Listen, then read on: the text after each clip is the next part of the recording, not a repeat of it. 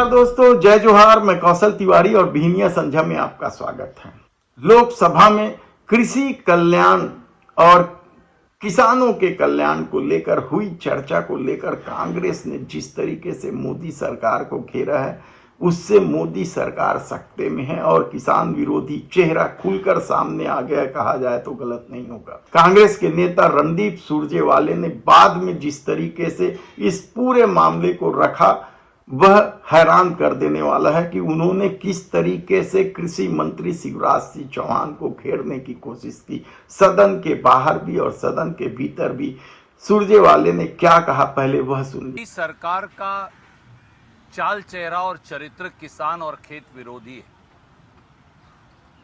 ये बात किसान और किसान कल्याण विभाग पर चर्चा में साबित हुई और आज उसकी ढोल की पोल पूरी तरह से खुल गई।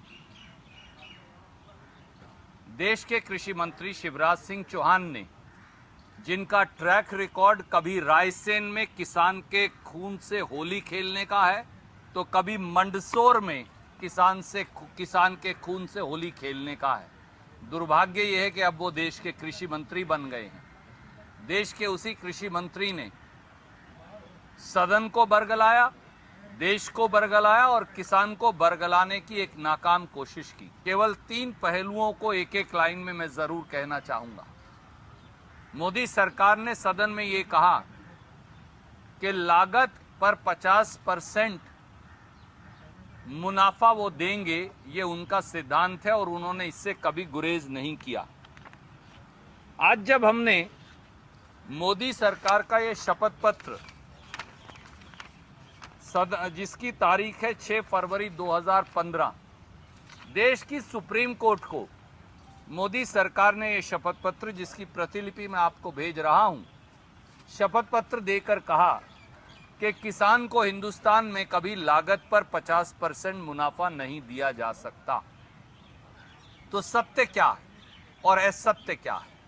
किसान से इससे बड़ा घोर अन्याय हो ही क्या सकता है? दूसरा, किसान के बारे में यह कहा गया कि स्वामीनाथन आयोग, जिसका गठन डॉक्टर मनमोहन सिंह जी, श्रीमती सोनिया गांधी जी, कांग्रेस की यूपीए की सरकार ने किया था, उसकी रिपोर्ट को कांग्रेस ने कूड़ेदान में डाल दिया। पर मोदी सरकार ने 6 फरवरी 2015 को इसी शपथ पत्र में बताया कि कांग्रेस की सरकार ने स्वामीनाथन आयोग की 175 जो रिकमेंडेशंस हैं वो लागू कर दी थी। तो सत्य क्या है या असत्य क्या है? या तो ये सुप्रीम कोर्ट को झूठ बोलते हैं या फिर ये सदन के अंदर और देश को गुमराह करते हैं। और इतना ही नहीं, जिस प्रकार से पूरे विपक्ष को श्रीमती सोनिया गांधी जी के नेतृत्व में वॉकआउट करना पड़ा, वो दर्शाता है कि इस सरकार का चाल चेहरा और चरित्र, इस सरकार का मुखौटा ही खलनायक का है। ये ऐसे खलनायक हैं जो मुखौटा तो नायक का ओढ़ते हैं, पर जो असल काम करते हैं वो खलनायक वाला करते हैं। और ये बात साबित भी हो गई। इसलिए हमने ये भी सरकार से पूछा कि क्या आपने किसी फसल का भी एमएसपी दिया? तो वो कहते हैं किसान को एमएसपी की आवश्यकता ही नहीं है। लाखों किसान दिल्ली के दरवाजे पर पड़े रहे, करोड़ों किसान आंदोलन कर रहे हैं कि एमएसपी की गारंटी का कानून लाओ। अगर एमएसपी की जरूरत ही नहीं, अगर हमारी जिन्स, हमारी फसल एमएसपी से ज्यादा बिकती है, तो फिर एमएसपी की जरूरत क्या थी? पर यह हमने जब साबित किया इनके आंकड़ों, जवाबों और तथ्यों के साथ कि आज तक कभी भी मोदी सरकार ने न्यूनतम समर्थन मूल्य पर धान की आधी, गेहूं की 22% और बाकी 23 फसलों में से 21 फसलों में कोई फसल 5% से ज्यादा एमएसपी पर नहीं खरीदी।